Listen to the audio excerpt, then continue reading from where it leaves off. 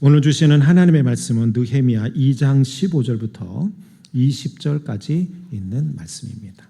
구약성경 728페이지에 있습니다. 다 찾으신 줄 알고 제가 하나님의 말씀을 읽겠습니다. 그 밤에 시내를 따라 올라가서 성벽을 살펴본 후에 돌아서 골짜기 문으로 돌아왔으나 방백들은 내가 어디 갔었으며 무엇을 하였는지 알지 못하였고 나도 그 일을 유다 사람들에게나 제사장들에게나 귀족들에게나 방백들에게나 그 외에 일하는 자들에게 알리지 아니하다가 후에 그들에게 이르기를 우리가 당한 공경은 너희도 보고 있는 바라. 예루살렘이 황폐하고 성문이 불탔으니 자 예루살렘 성을 건축하여 다시 수치를 당하지 말자 하고 또 그들에게 하나님의 선한 손이 나를 도우신 일과 왕인에게 이른 말씀을 전하였더니 그들의 말이 일어나 건축하자 하고 모두 힘을 내어 이 선한 일을 하려 하매 호론 사람 산발락과 종이었던 암몬 사람 도비아와 아라비아 사람 게셈이 이 말을 듣고 우리를 업신여기고 우리를 비웃어 이르되 너희가 하는 일이 무엇이냐 너희가 왕을 배반하고자 하느냐 하기로 내가 그들에게 대답하여 이르되 하늘의 하나님이 우리를 형통하게 하시리니 그의 종들인 우리가 일어나 건축하려니와 오직 너에게는 예루살렘에서 아무 기업도 없고 권리도 없고 기억되는 바도 없다 하였느니라. 아멘.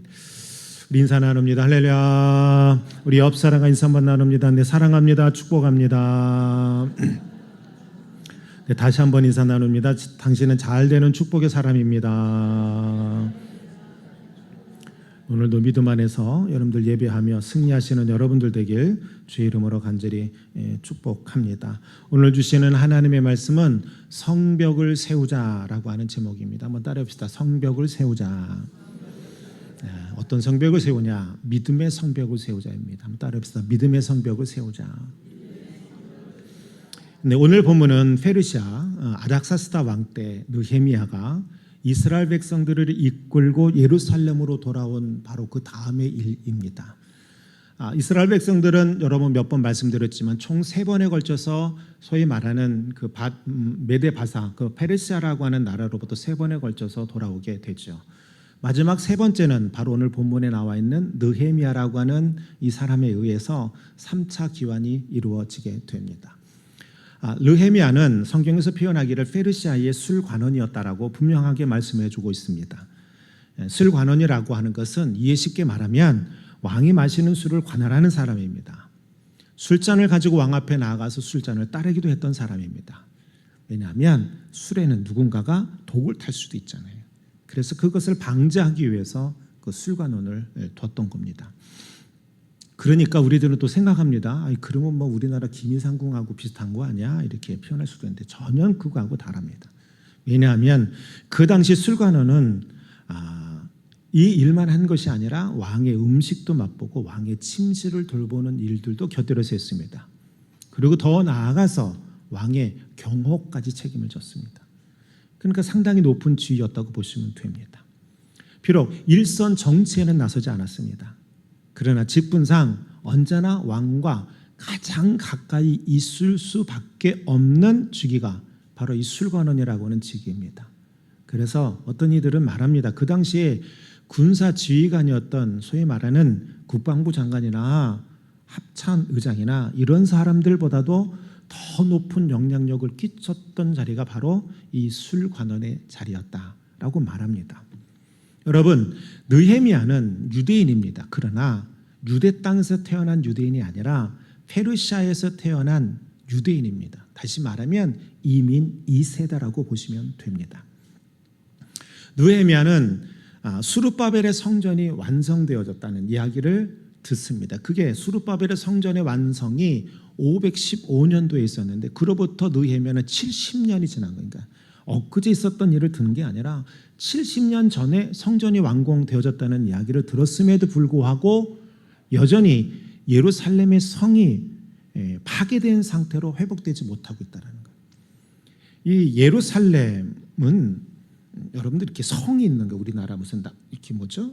이렇게 서울을 감싸는 성이 있듯이 성이 있어요. 또 우리가 착각하는 게 예루살렘 성 그러면 거기 안에 왕궁도 있어야 된다고 생각하는데 그렇지 않아요.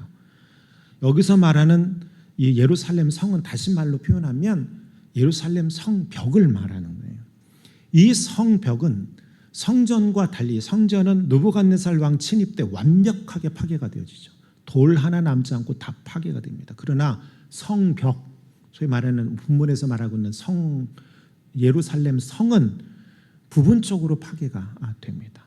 그래서 파괴가 많이 되어져서 성의 역할, 다시 말하면 도시를 지켜주는 역할을 하지 못하는 성이 되어져 있는 겁니다.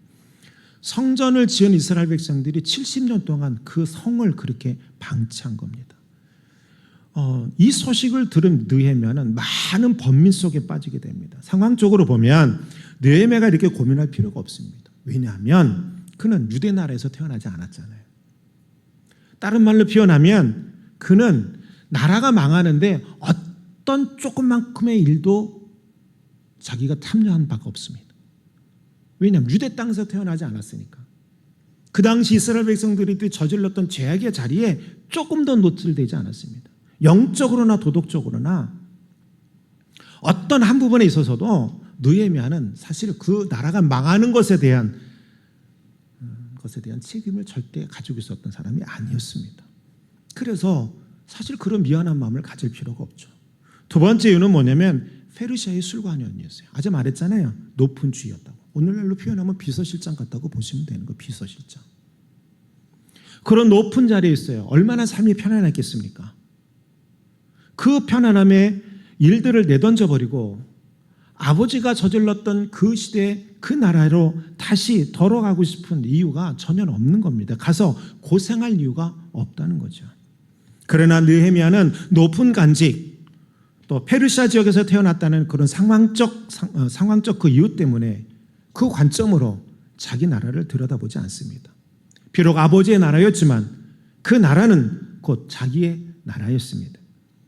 그리고 이것을 연결해주는 꾼이 있었어요. 태어난 것도 다르고 다 다른데 아버지의 나라를 내 나라라고 생각할 수밖에 없는 이유. 그 이유는 그냥 혈연이 있기 때문에 그런 게 아니라 그걸 연결해줄 꾼은 뭐냐? 하나님을 향한 신앙. 느헤미야는 하나님을 향한 믿음을 가지고 있었던 사람이었습니다. 그렇기 때문에 느헤미야는 지금 자기가 태어난 삶의 배경으로 자기 나라를 들여다보는 것이 아니라 믿음의 눈, 신앙의 눈으로 자기 자신을 들여다보고 이스라엘 나라를 들여다보고 있는 겁니다. 그리고 그 비참함의 현실에 아픈 마음으로 하나님 앞에 기도합니다. 그리고 예루살렘을 회복시켜 달라고 간절히 소망하는 내용이 여러분 느헤미야 1장에 나타나 있는 거예요.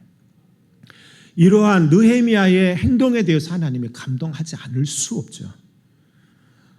자기에게 죄가 없음에도 불구하고 느헤미야 1장을 보면 이스라엘 백성들의 죄에 대해서 대신 회개합니다. 그리고 용서를 구합니다. 그리고 그는 말합니다. 그 편함의 모든 삶을 포기하고 오히려 고통의 자리, 그 어려움의 자리로 들어가서 그 절망 속에 빠져있는 이스라엘 백성들에게 용기와 희망을 주기를 원하는 그 간절함의 마음을 그 안에 품고 있는 거예요. 하나님이 이때 아닥사스다 왕을 통해서 예루살렘 성을 재건할 수 있도록 그를 돌려보냅니다. 남아있는 백성들과 함께 더불어 돌려보내고 그것뿐만 아니라 그 성을 재건할 수 있도록 물질까지 보태줍니다. 또 뿐만 아니라 예루살렘에 도착하는 동안 혹시 누군가의 위협에 의해서 생명을 잃을까 왕의 군대를 동원해서 예루살렘에 무사히 도착할 수 있도록 호위까지 해줍니다. 그리고 드디어 이 3차 귀한 자들을 데리고 기원전 444년 예루살렘에 도착합니다. 오늘 우리가 읽었던 15절에 있는 말씀, 16절에 있는 그 말씀은 도착하자마자 밤에 나가서 무너진 성벽을 돌아본 겁니다. 그리고 바로 성벽 재건하는 일에 박차를 가합니다. 그리고 놀라운 사실은 6장 15절에 보니까 이 무너진 성벽들이 52일 만에 완공이 됩니다. 참 놀라운 일 아닙니까? 1차 귀한 자들이 서둘러서 성전을 다시 지을 때는 15년의 공백기, 다른 사람들의 공격 때문에 15년의 공백기를 포함해서 대충 한 20년에서 25년 정도의 시간이 걸렸어요. 그것에 비하면 엄청나게 빠른 속도로 성벽이 완성된 겁니다. 그러면 여러분들 중에 이렇게 생각한 사람이 있을 수도 있을 것 같습니다. 하나님의 절대적인 도움의 요소가 있었기 때문에 느헤미야가 그렇게 기도했으니 하나님이 다 도와주니까 모든 사단의 방해 세력들을 다 막았으니까 52일 만에 빠른 속도로 그것을 완성하지 않았을까요? 그렇게 생각할 겁니다. 그러나 결코 그렇지 않습니다. 참으로 많은 방해와 공격이 있었습니다. 그러나 느헤미야는 그 모든 것을 이겨내고 52일 만에 성벽을 완성합니다. 그래서 이 성벽을 세운 건 다른 말로 표현하면 승리의 사건이 되기도 하는 겁니다. 그렇다면 어떻게 이와 같은 기적의 역사가 가능할 수 있었을까? 오늘 시간 우리가 그것을 함께 나누면서 은혜 받는 시간이 되기를 간절히 소망합니다. 그 첫 번째는 왜 그러냐? 그 성벽 재건은 곧 믿음의 재건 운동이었기 때문입니다. 한번 따라해봅시다. 성벽 재건은 믿음의 재건. 네. 지금 느헤미야는 성벽을 재건하자라고 하는 말을 하는 거지만 사실은 느헤미야의 숨은 의도는 뭐가 있느냐? 이스라엘 백성들의 무너진 신앙을 다시금 재건하자는, 회복하자는 거예요. 자, 17절, 18절, 20절에 있는 말씀들을 봅니다. 한번 17절 앞부분을 보면 이런 말씀이 기록되어져 있습니다. 함께 읽어볼까요? 보이시나요? 글씨가? 예루살렘 성을 건축하여 다시 수치를 당하지 말자 하고라는 말이에요. 그 다음에 이 18절에 있는 18절 읽어봅시다. 또 그들에게 하나님의 선한 손이 나를 도우신 일과, 또 20절에 있는 말씀도 읽어봅니다. 내가 그들에게 대답하여 이르되 하늘의 하나님이 우리를 형통하게 하리니 그의 종들인 우리가 일어나 건축하려니와. 아멘. 이 말씀. 느헤미야는 세 군데의 성경 구절을 통해서 예루살렘 성이 재건되어야 하는 두 가지의 목적을 말합니다. 첫 번째 목적은 뭐냐? 17절에 있는 말씀 그대로예요. 이방 민족들에게 더 이상 이 수치라는 말은 헤파라고 하는 말인데 능욕, 모욕이라는 말이에요. 더 이상 능욕당하지 말자는 거예요. 생각해봐요. 성전을 지었어요. 겨우겨우 나라에 돌아왔어요. 70년 만에. 그런데 예루살렘 땅에 도착한 이스라엘 백성들이 주변 사람들에게 끊임없는 조롱과 모욕과 능욕당하는 일이 있었던 거예요. 때로는 공격해 들어와서 약탈해 가도 무방비로 당하는 거예요. 그래서 말하는 거예요. 야, 우리가 이런 수치를 당해서야 되겠냐. 예루살렘이라고 하는 이 말의 뜻은 뭐냐면 하나님이 주신 평화의 거주지라는 뜻이에요. 이 땅은 평화의 땅이에요. 이 땅은 하나님이 주신 이스라엘 백성들을 위해서 주신 그 땅이에요. 이스라엘 백성들의 신앙의 중심지예요. 민족의 중심지가 바로 예루살렘이에요. 어렵게 돌아와서 성전을 건축하고 성전을 중심으로 도시가 어느 정도 세워져 갔는데 도시가 보호받지 못하는 거예요. 언제나 이방 민족들의 노력의 대상이 돼요. 이게 안타까웠던 거죠. 선택받은 하나님의 백성들이 그렇지 못한 사람들에 의해서 수치를 당하고 모욕을 당한다. 있을 수 없는 일이라는 거예요. 그래서 느헤미야가 말하는 거예요. 이런 수치와 모욕을 당하는 거 아니지 않습니까? 이 일은 성벽이 무너져 내리지 않았습니까? 저 이방 민족들이 순간순간 짝을 지어가지고 와서 수탈해 가는 것도 막아내지 못할 정도로 이게 이렇게 된, 이걸 보고 방치할 수 있습니까? 말하는 거거든요. 두 번째는 뭐냐면 무기력과 패배감 속에 빠져있는 이스라엘 백성들의 근원적인 문제를 해결하고 싶었던 거예요. 느헤미야가 예루살렘에 도착한 것이 아까 기원전 444년이라고 그랬어요. 예루살렘 성전이 완공되어지기가 기원전 515년이에요. 이스라엘 백성들이 돌아온 게 539년이에요. 3년 대 성전 건축을 시작해서 20여 년 걸려서 겨우 성전을 완성했어요. 그런데 성전 완공 후 70년이 지나도록 아니 도둑질 당하고 약탈을 당하는데도 불구하고 예루살렘 파괴되어진 그 성을 회복하지 못하고 있어요. 전혀 그것을 재건할 생각조차도 없었던 거예요. 왜 그런 줄 아십니까? 그건 간단해요. 성전 지었으면 됐지라고 하는 안주, 그거예요. 그 다음에 공격해와도 무감해진 거예요. 신앙적 자존감이 다 사라져버린 거예요. 믿음의 정체성이 상달됐다는 거예요. 상실됐다는 거예요. 다른 말로 표현하면 믿음이 무너져 내린 거예요. 그래서 느헤미야는 말해요. 끊임없이 말해요. 하나님의 인도하심과 도우심의 역사를 말해요. 그래서 오늘 본문 18절 20절에서 하나님의 선한 손이 나를 이렇게 끌고 오지 않았습니까? 바라네가 페르시아에서 왕이 가지 말라 안 된다 하는데도 왕이 보내줬는데 못까지 보내서 보내줍니다. 성벽을 재건할 수 있도록 성벽 재건을 위한 많은 재료들을 줘. 뿐만이 아니라 나를 이 땅에 호의까지 해주면서 보내줬어요. 이게 하나님이 아니면 어떻게 하시냐 이거예요. 여러분, 고레스 왕이 이스라엘 백성들을 1차로 보낼 때 하나님이 아니면 그 일을 어떻게 합니까? 저항운동을 한 것도 아니고 독립운동을 한 것도 아닌데 갑자기 왕이 나타나더니 니네들 가라. 그냥 보냅니까? 니네들 성전 있잖아. 성전 기구를 또 다 가지고 가.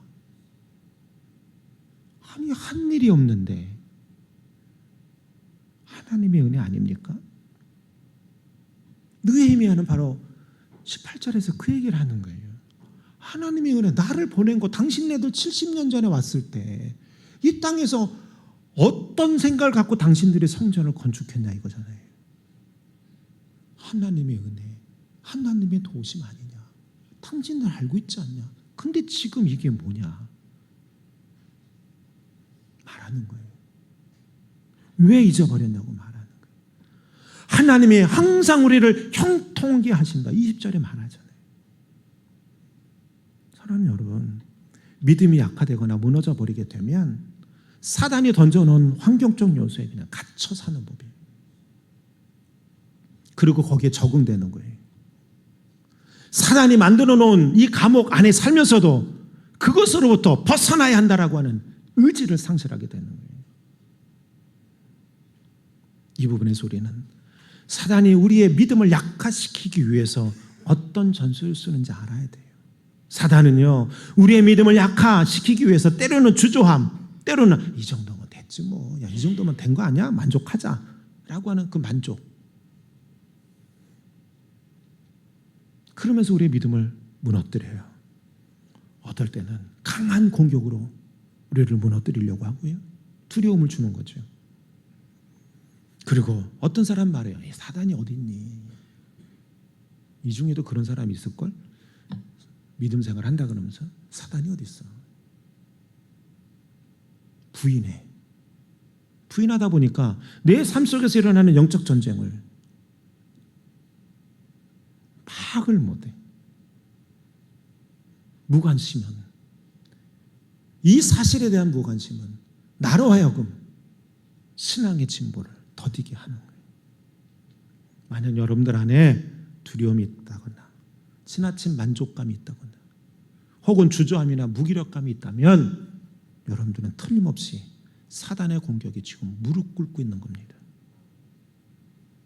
이겨나갈 수 있길 바랍니다. 이 사단의 전술 가운데도 가장 무서운 건 뭐냐면 영적 싸움에서 자기 자신이 지고 있는데도 몰라. 왜? 사단이라는 존재를 인정하지 않으니까. 내 삶 속에 이루어지는 건 내가 무슨 어떤 환경 속에서 혹은 사회적 환경 속에서 이루어지는 일이지 이 안에 영적 싸움이 있다는 것에 대해서는 전혀 인정하지 않아. 그러니까 뭐 하는 거예요? 싸울 이유가 없죠. 저항할 이유가 없잖아요. 그러니까 그럴수록 믿음의 자리는 무기력해져 가는 거죠. 그러다 보니 다시 세우고자 하는 의욕도 사라져버리는 거예요. 지금 이스라엘 백성들이 그러는 거예요. 성전 세웠으면 됐지 뭘 더 이상 뭐 어디 더 나가. 야 됐어. 성벽 아이고 어차피 남의 나라 지배받고 있는데. 그런데 옆에 사마리아 사람들이 암몬 사람들이 와서 노략질 해가도 뭐 그냥 뭐예요. 전혀 방어할 준비도 안 되어 있는 거예요. 신앙의 자존심도 민족의 자존심도 다 잃어버린 생각이 돼요. 사랑하는 여러분, 사실 우리가 살고 있는 삶의 현장은 끊임없이 치열한 전투가 이루어지는 영적 전쟁터라고 하는 사실을 여러분 잊지 마십시오. 이미 일어난 이 전쟁에서 패배하면 노예와 같은 삶을 살아갈 수밖에 없고 궁극적으로는 생명을 잃을 수밖에 없는 삶을 살아가게 되는 거예요. 이 전쟁에서는요, 우리가 반드시 이겨야만 하는 겁니다. 그렇다면 이러한 영적 전투에서 우리가 어떻게 해야 이길 수 있느냐라는 거예요. 성경은요, 우리들에게 그 해답을 분명하게 알려줍니다. 요한일서 5장 4절을 보면 우리에게 아주 명확하게 그 답을 주십니다. 함께 읽어볼까요? 시작. 세상을 이기는 승리는 이것이니 우리의 믿음이니라. 이기는 방법은 하나밖에 없어요. 믿음이에요. 느헤미야도 이 사실을 너무나도 잘 알고 있었던 거예요. 그래서 지금 이렇게 노략질을 당해도 그냥 그렇게 수치와 모욕과 능욕을 당하면서도 그냥 머물러 있는 건 사단의 영적 싸움에 걸려들었다는 거예요. 이 싸움에서 이기는 방법은 뭐밖에 없다? 믿음이에요. 그래서 이스라엘 백성들에게 믿음을 강조하는 거예요. 그들의 믿음을 재건시키는 거예요. 그러니까 느헤미야에게 있어서의 예루살렘 성벽의 완공, 이것을 재건하자는 이야기는 이 성벽 자체의 의미가 있는 것이 아니라 이스라엘 백성들의 무너진 믿음을 재건하는 데 목적이 있었던. 그래서 52일 만에 순식간에 성벽을 재건하고요. 그러고 난 다음에 느헤미야가 한 일이 뭔지 아십니까? 그 자기보다도 15년 정도 앞서서 왔던 에스라 선지자와 함께 더불어 대각성 운동을 벌여요. 그리고 대각성 운동의 중심은 뭐였느냐? 말씀이었어요. 사랑하는 성도 여러분, 예루살렘 성의 재건은요, 믿음의 재건이고요.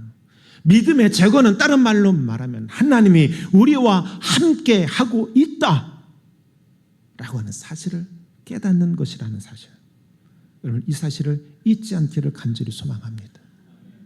만약 여러분의 삶의 무기력의 모습으로 노인받아 있다면, 또 환경 때문에 근심하고 걱정하고 두려움해하는 그 모습들 속에 여러분들이 갇혀 있다면, 믿음의 예루살렘 성을 세워가는 여러분들 되길 간절히 소망합니다.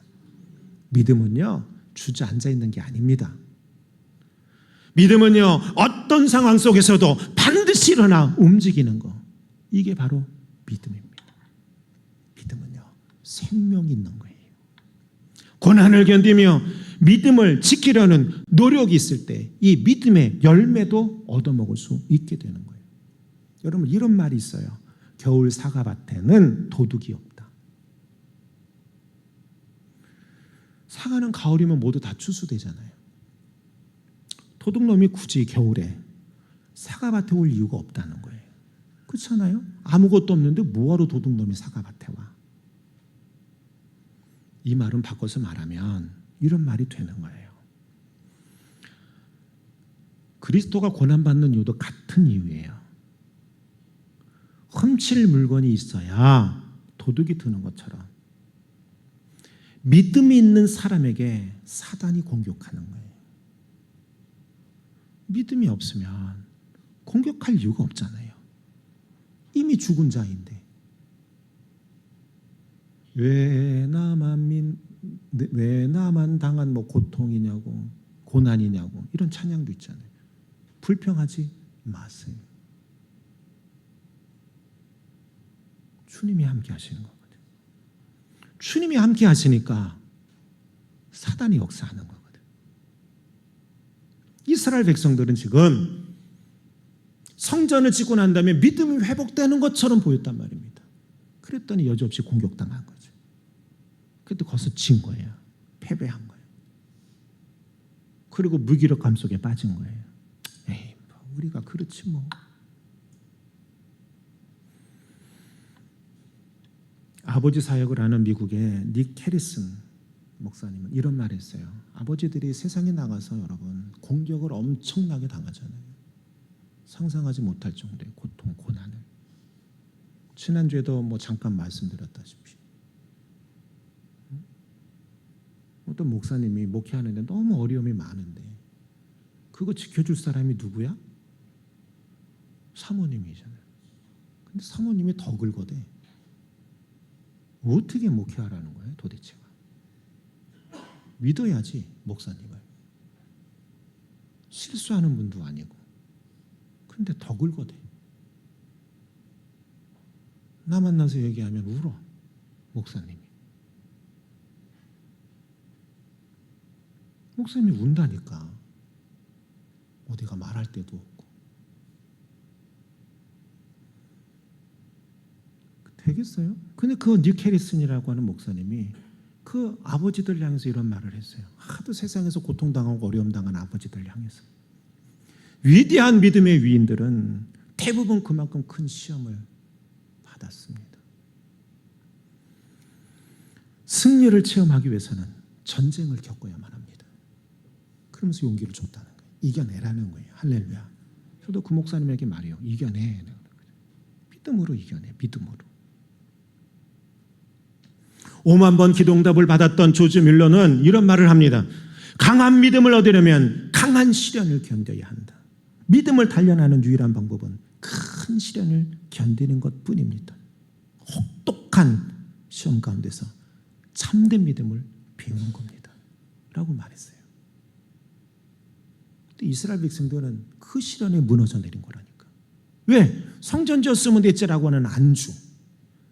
70여 년 동안 끊임없이 당하는 방해, 조롱, 빼앗김, 거기에 그냥 적응된 거예요. 이젠 두려움이 두려움도 아니야. 그러려니 하는 그 인생, 그렇게 살아가는 거예요. 무기력감이죠. 느헤미야가 성벽을 재건하려고 하는 것은 바로 이 모습들 때문이에요. 성벽 재건은 단순하게 성을 쌓는 것이 아니라 민족적 자존감과 신앙의 자존감을 세우기 위한 느헤미야의 방법이에요. 느헤미야가 성벽을 재건하려 할 때 사마리아 총독이었던 산발랏, 요단강 동편에 있었던 암몬이라고 하는 나라의 총독이었던 도비야, 그리고 북쪽에서 있었던 아라비아 총독 게셈, 이 사람들의 방해가 크게 달했어요.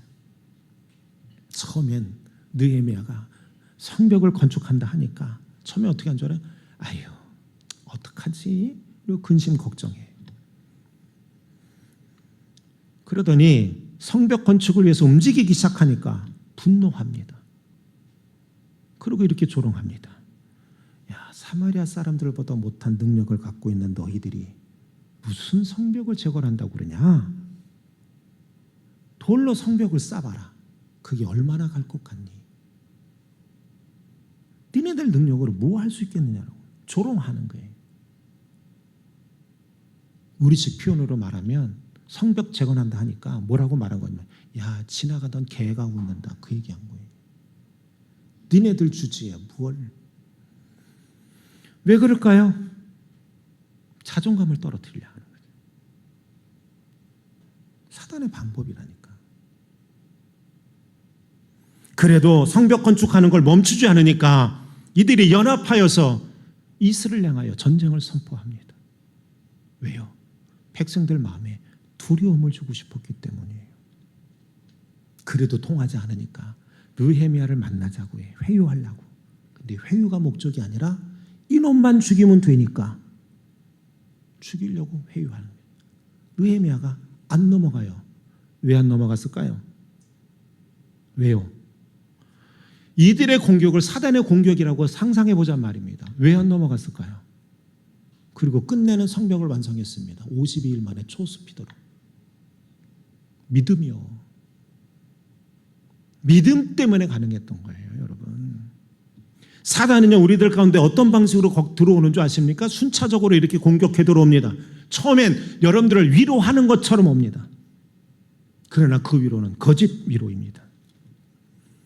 여러분들 마음속에 의심을 불어넣어 주셔서 다시는 일어서지 못하게 하려고 거짓 위로하는 거예요. 그래요? 그 말이 사실이야? 그럼 넘어가는 거예요. 그 다음 어떤 게 분노와 조롱. 그래서 우리들 마음속에 자존감을 무너뜨려요. 에휴, 그래, 난 어쩔 수 없는 사람이지 라고 하는 거예요. 그 다음에 세 번째는 공격해요. 이제 직접적으로 공격하는 거예요. 그리고 마지막 네 번째 뭐냐? 협상과 회유를 하는 거예요. 이건 생명을 빼앗기 위한 거예요. 이러한 사단의 전략이 우리가 이길 수 있는 유일한 방법은 뭐냐? 더 큰 믿음을 갖는 거예요. 더 강하게. 더 담대하게. 저희가 느헤미야를 6장까지 다 읽지를 않아서 그런데 매번 공격이 들어올 때마다 자, 걱정해 주는 척해. 느헤미야가 걱정하지 마. 밤에 성벽 돌아다 보고 백성들을 말하는 거야. 야, 우리 성벽 재건하자. 이 수치당하면 안 되지 않냐? 야, 정신들 좀 차려. 자존감을, 이 정체성을 회복해야 될 거 아니야. 믿음을 회복해야 될 거 아니야. 그랬더니 또 와가지고 막 조롱합니다. 두 번째 단계로 분노하며 조롱합니다. 그랬더니 오늘 20절에 있는 말한 겁니다. 너네들 나하고 상관없잖아. 이 일을 하게 하는 거는 하나님이 하시게 하는 일이야. 그리고 반역하게 한다고? 20절에 그런 얘기, 19절에 그런 얘기 하잖아요. 니네 왕한테 고소한다. 느헤미야가 말하는 거 20절에 야, 무슨 소리야? 왕이 허락한 일이야. 그리고 하나님이 하시는 일이야. 너네들이 도대체 이 일에 무슨 상관이 있어? 라고 반응하는 거야.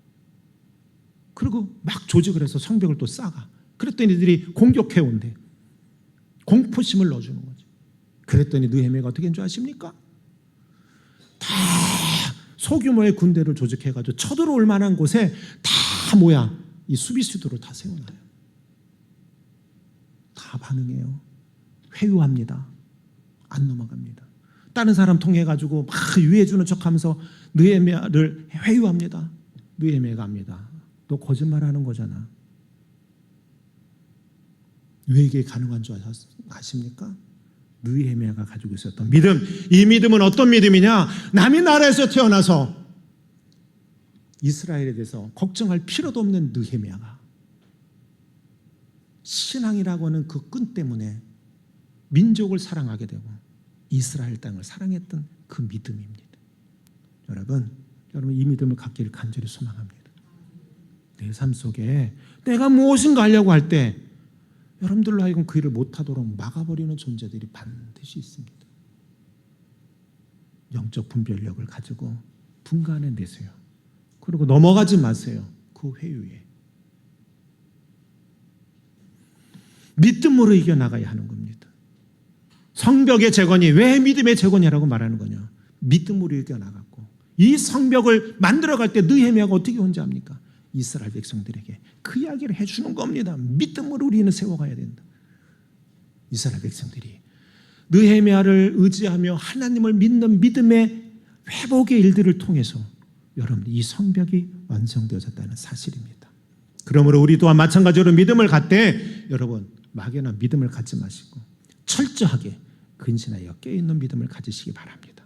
느헤미야는 깨어있었기 때문에 4번의 공격에 대해서도 전혀 넘어가지 않았어요. 세상의 취해 사단이 주는 거짓 평화에 넘어가지 아니하는 영적 분별력을 가지고 있었던 거예요. 그리고 언제나 하나님이 나와 함께 하신다라고 하는 이 확신 느헤미야가 경험했으니까 패배감에 빠져있는 이스라엘 백성들에게도 하나님이 우리와 함께 하시니 담대하게 우리가 일을 행합시다라고 하는 이 살아있는 이 믿음,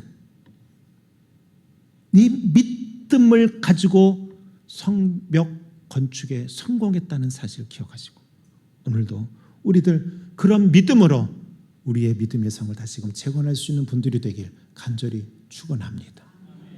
두 번째는 왜 52일 만에 단시간 안에 이 일이 이루어지는 게 가능했느냐? 주저하는 믿음이 아니라 즉각적으로 반응하는 믿음이죠. 따라합시다. 즉각적으로 반응하는 믿음. 20절에 있는 말씀입니다. 함께 읽어볼까요? 내가 그들에게 대답하여 이르되 하늘의 하나님이 우리를 형통하게 하시리니 그의 종들인 우리가 일어나 건축하려니와 오직 너에게는 예루살렘에서 아무 기업도 없고 권리도 없고 기억되는 바도 없다 하였느니라. 이 말씀이 무슨 의미냐? 사마리아 총독 산발락과 도비아 게셈들이 자꾸 이렇게 공격하고 방해하고 조롱하니까 너네들 아까 말했던 거죠. 간섭할 이유와 명분이 전혀 없으니까 그만둬. 그들이 비웃으면서 말한다고 그랬잖아요. 19절에서 니네들이 이거 할 능력이나 됐냐? 재능이나 됐냐? 다른 말로 표현하면 좀 신중하게 생각해봐. 야, 니네들 처지를 생각해봐.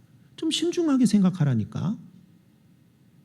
여러분 신중함은요 때로는 사탄의 전략일 수도 있다는 사실 잊지 말아야 돼요. 목적은 뭐예요? 내가 갈등을 일으키는 데 목적이 있는 거죠. 믿음으로 하나가 되었지 않으면 예를 들면 이쪽 무리에서는 그래 야 신중하게 야 우리가 그거 질 만한 돈이 있어? 재료가 있어? 우리 그거 돌 깎을 만한 사람이 있냐? 야, 그리고 이거 하다가 진짜 말이야, 저 느헤미야는 왕이 허락했다고 그러는데, 야, 그거 거짓말 아니야? 조심스럽게 하자, 천천히 하자. 분명히 그런 사람들도 생길 것이고, 한쪽에서는 느헤미야 말을 철석같이 믿고 합시다라고 하는 사람이 있었을 거라는. 어느 공동체고 항상 한쪽은 신중하고 항상 한쪽은 뭔가 해보려고 하는 일들이 있지 않습니까? 그런데 성벽 건축하는데 느헤미야는 그걸 막은 거예요. 대단한 거죠. 무엇으로요? 믿음으로요. 무엇으로요?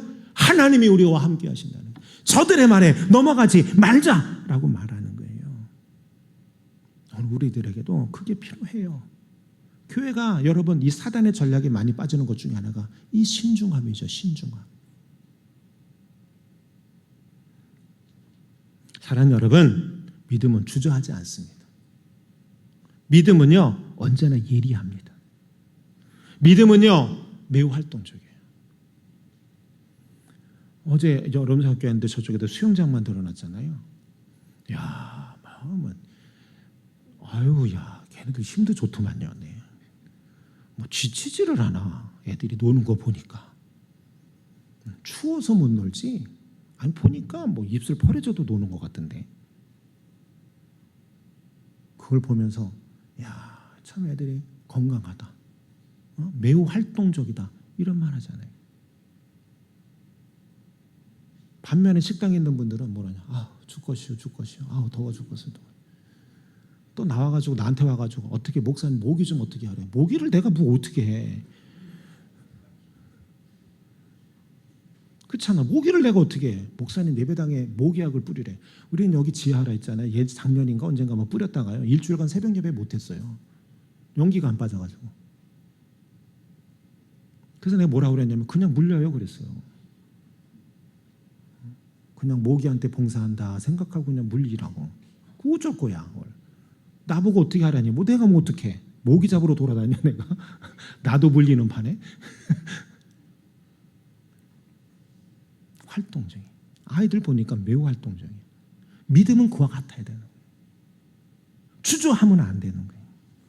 왜냐하면 믿음이라고 하는 것은 철저하게 말씀을 근거로 하기 때문이에요. 그래서 성벽을 건축을 한 다음에 우리가 여러분 보진 않았지만 6장 이후에 보시면 말씀 재건 운동을 해요.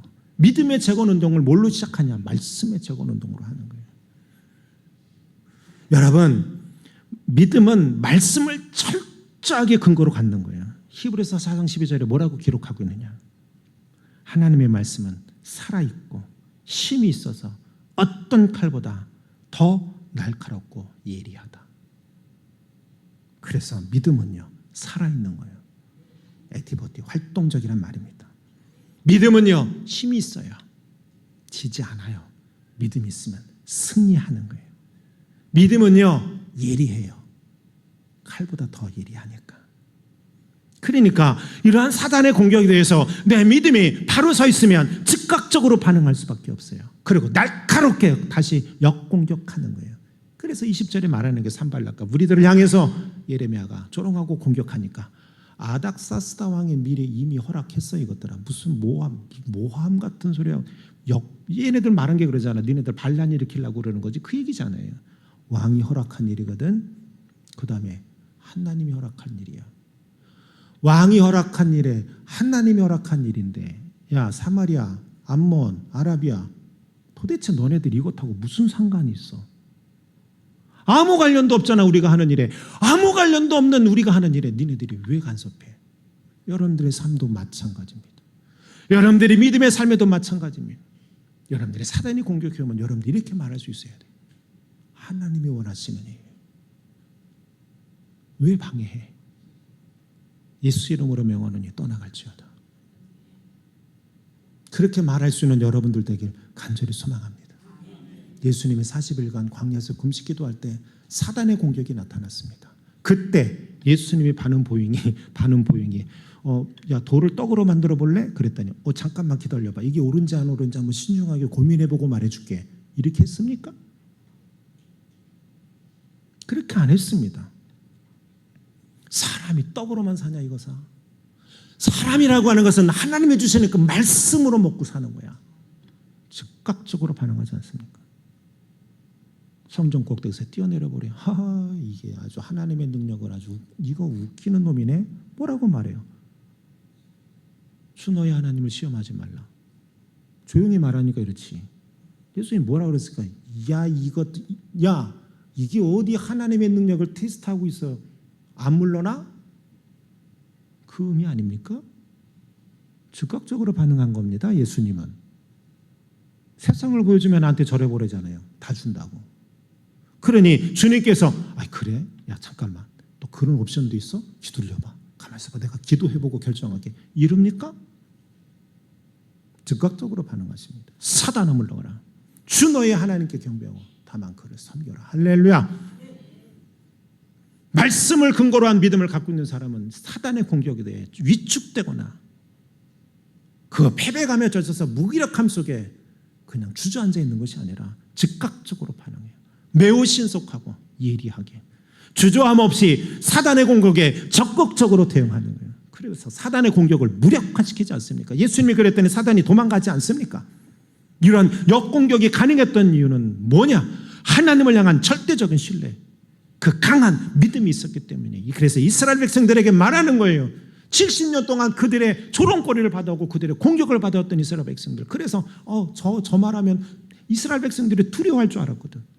실질적으로 두려워했겠지. 그러나 느헤미야는 말하는 거예요. 걱정하지 마. 하나님이 우리와 함께 하셔. 하나님이 우리와 함께 하셔.